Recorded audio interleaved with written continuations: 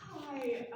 So as Sister said, I'm Sister Elena Marie, and it's such a joy. I actually grew up in Louisville, so to be back and yeah, to get to just share a little bit about what God has done in my own life, and to remember, it's powerful to be places that we've received so much grace.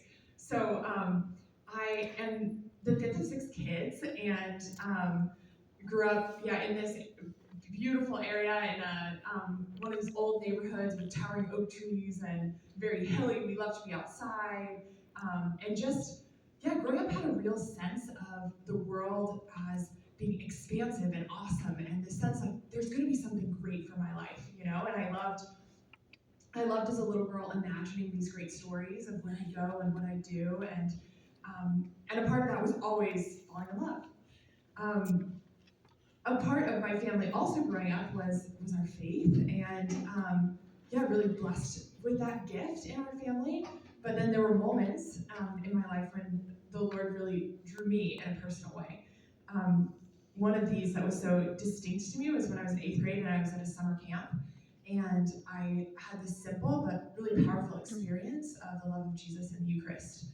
And it was one of those moments that it's like every detail is in my memory. And I remember being there before the Lord, and there was a crucifix, and looking upon it and seeing Jesus on the cross and knowing that that was for me, knowing that he saw me and he loved me. And um, really that experience of his love became an anchor for me. And even as I carried on into high school and into college and saw different people making different choices, I remember, yeah, it was distinct in my heart. I knew I couldn't walk away from that love.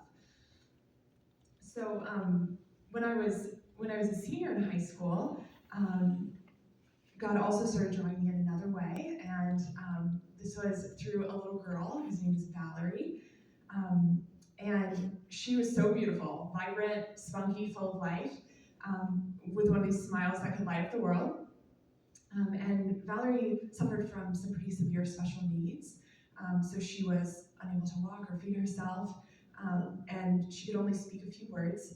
Um, but no matter what she could or couldn't do, she was a total gift straight from the heart of the Father. I started taking care of her after school once a week, and it was this stunning and sometimes overwhelming experience of being entrusted so totally with another. We had so much fun. We could think hours of dance parties to Disney music and building forts that spanned the whole basement. And yeah, all of these really sweet, simple moments in which she really awakened in my heart these new capacities to love. And through her, I experienced myself as a gift. Um, Really, in her, I encountered Jesus in his littleness and in his vulnerability. So throughout college, I continued to practice my faith, but I would say my focus it just shifted towards making my life happen. So, friendships and classes and yeah, building my resume. I got a job after college, moved out west, and as everything kind of externally was coming together, in my heart, I was restless. Um, I started looking for silence, and so I would go for runs, and I would feel like I should just turn off the music and be quiet. Or I love paddleboarding, and I would paddleboard to the middle of this lake, and I would just lay there and look at the open sky, and surrounded by just the beauty and the expansiveness of creation, I could feel the nearness of God, and those desires that I had as a little girl to do something beautiful and awesome and meaningful with my life started to rise up again. So one night I found my way back to adoration, and um, and then I kept being drawn to go back to spend time with the Lord there, and being with Him. I began to remember this love and experience it anew, and in that found a courage to begin asking some big questions that I hadn't really been open to before. Asking, what am I here for? And looking at Jesus and asking, how have you created my heart to love? In the midst of all this, in prayer one morning, the Lord spoke a gentle but undeniable invitation to consider religious life, and particularly the Sisters of Life. I tried to brush it off, to reinterpret, to reroute, but I couldn't.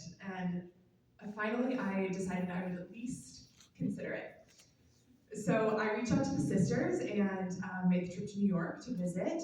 And being with them, it was this experience of like my own heart was being reflected back to me. The life of prayer, which Sister shared a little bit about, is so Eucharistic and so Marian. The community life was marked by authenticity and joy, and this charism of life, this particular gift that's been given to the Sisters of Life, as the sisters articulated it and lived it, it resonated so deeply with my own heart. It was this whole way of seeing and receiving each person as they truly are, loved into existence by God, chosen and good, and especially in vulnerability.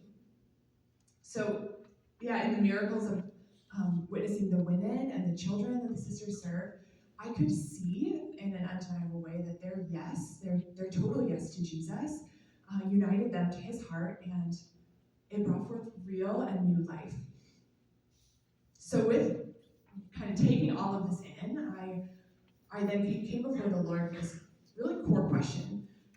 Jesus, are you inviting me to that kind of spousal love? It's beautiful, but is that what you have for me? So I was sitting in the Sisters' Chapel, and it was the last day of my visit, and suddenly the story of the rich young man flooded my mind, and I saw myself in that scene before the Lord, pleading with him, with all the eagerness and expectation and hope of my heart, saying, what must I do? What must I do to inherit eternal life? And I didn't just mean life that went on forever, but life that was full and free and beautiful and rich and for others. And asking that question, I experienced the Lord looking back at me with this piercing look of love, and this invitation to leave all and come and follow him. I knew that this was an invitation to be totally his in a spousal way, to give him my hand as his own, and to place in his hands my whole life and my whole love. Over the next couple of months, I kept returning to that place in prayer, and the Lord gave me the grace to say yes to this radical and beautiful adventure of love. I entered the Sisters of Life now almost 6 years ago, and it has been the greatest joy of my life to belong entirely to Jesus. So, thank you.